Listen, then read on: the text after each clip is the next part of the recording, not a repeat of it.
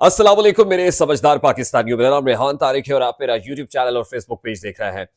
करोड़ दरूद आकाए दो जहां नबी मेहरबा मोहम्मद मुस्तफ़ा सल्लल्लाहु अलैहि वसल्लम पर। इस दुआ और इस उम्मीद के साथ इस व्लॉग का आगाज करते हैं कि अल्लाह रब्बुल इज्जत इस मुल्क के फैसला साजों के दिलों में समझदार पाकिस्तानियों के लिए जरा सी नरमी पैदा कर दे। Chief justice of Pakistan justice Qazi Faez Isa ने बिलाखिर खामोशी तोड़ दी है और फौज को हर किस्म की मुदाखलत से दूर रहने का बड़ा हुक्मनामा जारी कर दिया है। वो सियासी मुदाखलत हो, वो दीगर मामलात में मुदाखलत हो, वो इकोनॉमिक डोमेन हो, हर तरह की मुदाखलत से रोकते हुए उनको दिफाई उमूर पर अपनी तवज्जो मरकूज रखने की instructions chief justice justice Qazi Faez Isa ने दिए। ये बड़ा इंपॉर्टेंट केस था जिसकी समाअत आज सुप्रीम कोर्ट ऑफ पाकिस्तान में हुई है और क्या ऑब्जर्वेशंस, क्या रिमार्क्स, क्या इंस्ट्रक्शंस आई हैं, ये तमाम द डिटेल्स आपके साथ इस व्लॉग में शेयर करेंगे। उसके साथ इंपॉर्टेंट चीज ये है कि इस्लामाबाद हाई कोर्ट के चीफ जस्टिस आमिर फारूक का मिजाज इस वक्त क्या है।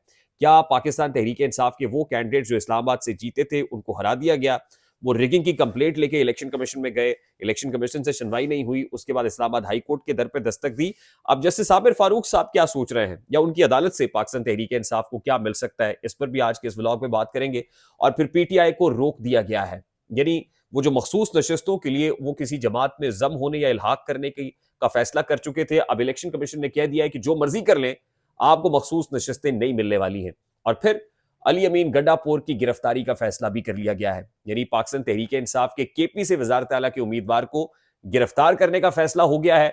और इंपॉर्टेंट चीज यह है कि आईनी ओहदों के ऊपर अपनी नजरें जमाने के बाद, आईनी ओहदे उचक लेने के बाद पाकिस्तान पीपल्स पार्टी और आसिफ अली जरदारी अब विफाक में ऑपोजिशन लीडर की नशस्त पर भी नजरें रखे हुए हैं। इसका हल्का सा ट्रेलर हमने आज सुबह के व्लॉग में आपको दिया था, इसकी मजीद डिटेल्स भी अनफोल्ड करेंगे। इससे पेशतर के मैं तमाम तफसीलात आपके सामने रखूं, मैं इंतहाई अदब से आपसे रिक्वेस्ट करता हूं कि अगर आपने हमारा चैनल सब्सक्राइब नहीं किया तो चैनल को सब्सक्राइब कर ले, वीडियो पसंद आए तो लाइक और शेयर करना इसलिए मत भूलिएगा कि इससे हमारा मैसेज तक पहुंचता है, और अगर बेल आइकन प्रेस करेंगे तो ऐसी बहुत सारी वीडियोस आपकी निगाह से गुजरती रहेंगी। सबसे पहले तो मैं आपको बता दूं कि आज सुबह के व्लॉग में ये डेवलपिंग स्टोरी थी। मैंने आपको बताया था कि जिस वक्त मैं आपसे मुखातिब हूं तो इस वक्त इस्लामाबाद हाई कोर्ट के अंदर समाअत का आगाज हो गया है। ये समाअत में अब फैसला महफूज किया गया है। जस्टिस आमिर फारूक साहब की अदालत, जो chief justice Islamabad high court है, ये मामला असल में उन 3 कैंडिडेट्स का है जो पाकिस्तान तहरीक इंसाफ बैक्ड इंडिपेंडेंट कैंडिडेट्स से इस्लामाबाद की 3 नशिस्तें हैं, NA-46, NA-47 एंड NA-48।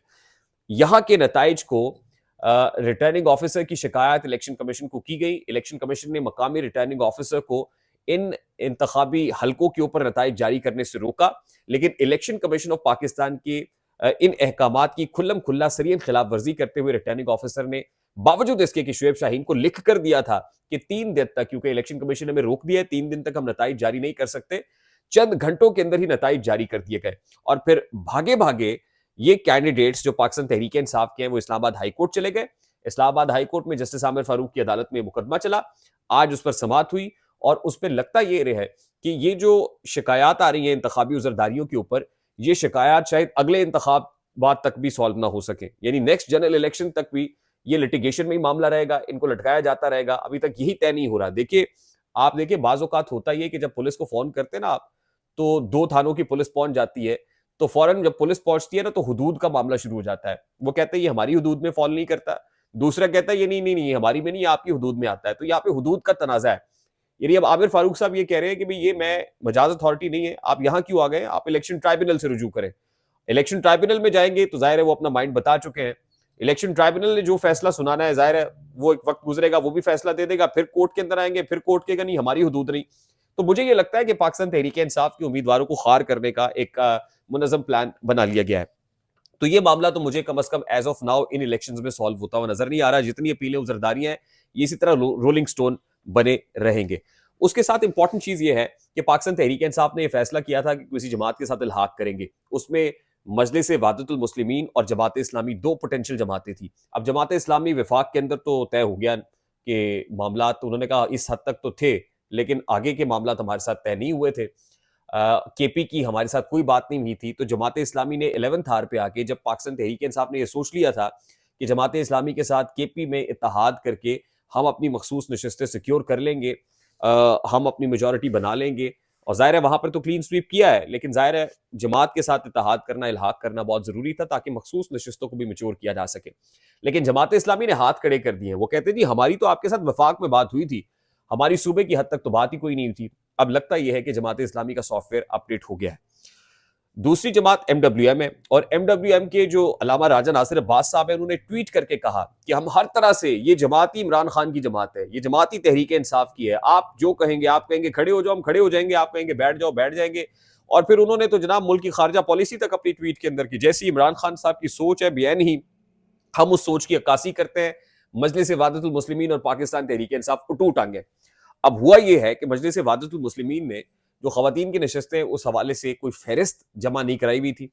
अब तनाजा पड़ गया है जी, इलेक्शन कमीशन ये कहता है कि इलेक्शन एक्ट सेक्शन 104 के तहत ये फहरिस्तें आपको पहले जमा करानी होती हैं, बाद में अब ये एप्लीकेबल नहीं होगी, बाद में जमा नहीं करा सकते। यानी अब अगर आप इत्तेहाद कर भी लेंगे मजलिस वादतुल मुस्लिमीन से तो कोई फायदा होने वाला नहीं है। उसमें आप जो मखसूस नशस्तें लेना चाहते हैं वो मखसूस नशस्तें मिलने की नहीं है।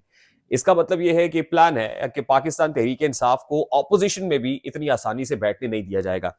आज सुबह हल्का सा मैंने टीजर आपको दे दिया था ट्रेलर के, आसिफ अली जरदारी साहब आईनी ओहदों के बाद अब ऑपोजिशन लीडर की नशस्त के ऊपर भी नजरें जमाए हुए हैं। तो उसकी सादा सी बात यह है, जाहिर है आपको ऑपोजिशन लीडर इसलिए चाहिए, आपको राजा रियाज जैसा चाहिए ताकि फ्रेंडली ऑपोजिशन हो, कानून साजी में मसला ना हो, आईनी तरमीम में मसला ना हो, चीफ इलेक्शन कमिश्नर लगाने में मसला ना हो, नैब का चेयरमैन लगाने में मसला ना हो, केयर टेकर प्राइम मिनिस्टर लगाने में मसला ना हो, राजा रियाज जैसा बंदा हो जो ऑपोजिशन की नशस्त पर बैठा तो हो, ऑपोजिशन लीडर तो हो, लेकिन उसकी राल हुकूमत के लिए टपक रही हो। तो बिल्कुल उसी तरह से अभी ये जो आजाद है इनका जोड़ तोड़ जारी है और कोशिश की जा रही है किसी ऐसे आजाद के साथ नंबर गेम पूरी करके ऑपोजिशन लीडर भी राजा रियाज जैसा मुंतखब करा के ऑपोजिशन लीडर की नशस्त पर बिठा दिया जाए। Pakistan Tehreek Insaf back independent candidate opposition leader भी ना हो। ये एक लार्जर गेम प्लान है और ये गेम प्लान अब खुलकर वाजे होता जा रहा है कि ना तो मजलिस वादतुल मुस्लिमीन के साथ इत्तेहाद, ना केपी में कोई जमात इस्लामी से इत्तेहाद। अगर हो भी जाता है, मतलब मजलिस वादतुल मुस्लिमीन तो कह रही आ जाओ लेकिन मखसूस नशस्तें नहीं मिलेंगी, तो पाकिस्तान तहरीक इंसाफ की जो मेजोरिटी है असल में जो ऑपोजिशन के अंदर भी, उसको भी कम करने की कोशिश की जा रही है। और मैंने आपको बताया था कि अब आसिफ अली जरदारी साहब भी इंडिपेंडेंट कैंडिडेट्स के साथ राब्ते तेज कर चुके हैं और मजीद लोग टूट के हो सकता है उनकी झोली में गिर जाए। और पाकिस्तान पीपल्स पार्टी चाहेगी कि ऑपोजिशन में तो वो नहीं है, फैसला कर लिया प्रिंसिपली की हुकूमत को पाकिस्तान खप्पे का नारा लगा के सपोर्ट करना, लेकिन ऑपोजिशन लीडर उन्हीं का हो जो उनका लाइक माइंडेड हो। ठीक इस तरह आईनी ओहदे भी और ऑपोजिशन लीडर भी आपके पास पहुंच गया। अब वो सुप्रीम कोर्ट ऑफ पाकिस्तान के अंदर जो इंपॉर्टेंट समात हुई है जनाब, ये वजारत दफा की जमीनों पर कमर्शियल सरगर्मियों के खिलाफ केस था जिसको जस्टिस काजी फायजीसा ने सुना है। और इसमें जो इंपॉर्टेंट रिमार्क्स हैं जरा वो रिमार्क्स सुनने से और परखने से ताल्लुक रखते हैं। वो कहते हैं कि जी फौज ने दी गई जमीन पर शादी हॉल्स और दीगर धंधे शुरू कर रखे हैं। अब ये जो वजारत दफा की जमीनें हैं ना, उस पर जो कमर्शियल एक्टिविटीज हुई है, ये कराची की सिंध की बात हो रही है और वहां पे एक अरसे से ये केस चल रहा है कि फौज ने वहां पर किस तरह प्लाजे बना लिए, कमर्शियल एक्टिविटीज कैसे शुरू कर ली, शादी हॉल्स बना के कारोबार कैसे किया जा रहा है, बिजनेसेस खोल लिए गए।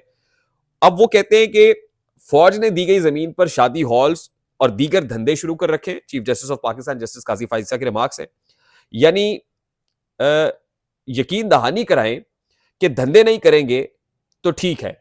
यानी आप वो कहते हैं यकीन दहानी दे हमें कि आप ये धंधे बंदे नहीं करेंगे, इसको बंद करेंगे, सबको अपने दायरे इख्तियार में रहना चाहिए। यकीन दहानी कराएं फौज सिर्फ दिफा का काम करेगी, कारोबार नहीं करेगी। फौज अपना काम करे, अदालतें अपना काम करे, उसूल तो यही है कि सब अपना काम करे, ये अटॉर्नी जनरल कहते हैं।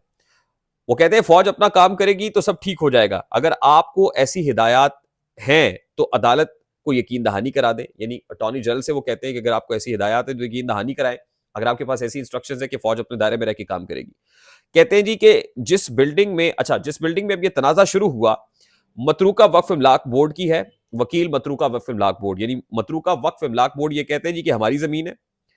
अब इस हवाले से अटॉर्नी जनरल जो है उन्होंने भी मौकिफ दिया है और अटॉर्नी जनरल ने जाली दस्तावेजात पर जमीन अपने नाम करके फरोख्त कर दी। अब वहां 5 मतरूका जो मंजिला इमारत है वो खड़ी हो गई है, ये वकील मतरूका इमलाक कह रहा है। और 5 मंजिला बिल्डिंग बनती रही तब मतरूका वक्फ इमलाक बोर्ड का अमला सोया हुआ था, ये चीफ जस्टिस काजी फायजीसा कहते हैं। वो कहते हैं सिंध बिल्डिंग कंट्रोल अथॉरिटी की जो इंस्पेक्टर्स हैं और उनसे ऊपर के अफसरान हैं उनके असासे चेक करते जाएं। आमदन से जायद तमाम असासों से रकम मिसमार की गई, इमारतों के रिहायशियों को मिलनी चाहिए। वो कहते हैं कि इनके असासे चेक करें और जितनी इनकी रकम आमदन से जायद निकलती है उससे जो मुतासरीन है उनको पैसे दे दिए जाएं। सिंध हुकूमत ने ये इंक्वायरी क्यों नहीं की और वो कहते हैं ना ही सिंध हुकूमत ऐसी इंक्वायरी करेगी। DG Sindh building control authority अदालत में पेश और एसबीसीए में से कितने इंस्पेक्टर्स और अफसरान हैं, ये चीफ जस्टिस ने इस्तफसार किया। और वो कहते हैं कि मखसूस तौर पर 1400 मुलाजमीन हैं, जिनमें 600 बिल्डिंग इंस्पेक्टर्स हैं और 300 सेंट्रल जो इंस्पेक्टर्स हैं वो काम कर रहे हैं। ये DG SBCA, Sindh building control authority के डीजी कहते हैं। और जस्टिस काजी फायज ईसा कह रहे हैं कि ये सिंध बिल्डिंग कंट्रोल अथॉरिटी की नाक के नीचे, सिंध हुकूमत की नाक के नीचे वजारत दिफा, मतरूका वक्फ इमलाक बोर्ड, सब ने मिली भगत से इन जमीनों के ऊपर ये कमर्शियल एक्टिविटी शुरू की है। और फौज को कतन ये इजाजत नहीं दी जाएगी कि वो कमर्शियल एक्टिविटी करे, वो सिर्फ अपनी सरहदों की निगहबानी करे। तो ये बड़े इंटरेस्टिंग और बड़े तुंदो तेज रिमार्क्स हैं जस्टिस काजी फायज ईसा के। और आपको ये भी बता दें कि जस्टिस काजी फायज ईसा के कुछ फैसले ऐसे हैं जिनसे करंट एस्टैब्लिशमेंट कोई बहुत खुश नहीं है। उनमें से एक बड़ा फैसला मुशर्रफ केस का जो फैसला है वो जस्टिस काजी फायज ईसा की अदालत से आया है। वो एक ऐसा फैसला है जो खटकता है बहुत से लोगों को, और कभी इम्कानात हैं कि अगर इसी टोन में, इसी टैनर से आगे मामला चलता रहा तो ये जो क्राइसिस है ना, खासतौर पे सुप्रीम कोर्ट ऑफ पाकिस्तान में, ये भी डीपन हो सकता है। क्योंकि अभी एक स्टोरी रास्ते में है कुछ इस्तीफों वाली, और कुछ इस्तीफे आ चुके हैं, कुछ इस्तीफे आना अभी बाकी हैं। तो things are going to be very interesting as far as Supreme Court of Pakistan is concern. Pressure आएगा और देखना ये कि प्रेशर कोई ले पाएगा या नहीं ले पाएगा। आई होप कि जो बातें हमने आपसे की हैं ये वहां तक पहुंची, जहां तक पहुंचाने की कोशिश की। आई होप कि आप तक पहुंच गई होंगी। अगर पहुंच जाए तो लाइक और शेयर करना मत भूलिएगा। चैनल सब्सक्राइब नहीं किया तो सब्सक्राइब कर ले, और बेल आइकन प्रेस करेंगे तो ऐसी वीडियोस के नोटिफिकेशंस बर वक्त आप तक पहुंचते रहेंगे। मुझे रेहान तारिक को इजाजत दीजिए। अपना बहुत सारा ख्याल रखिएगा। अस्सलाम वालेकुम।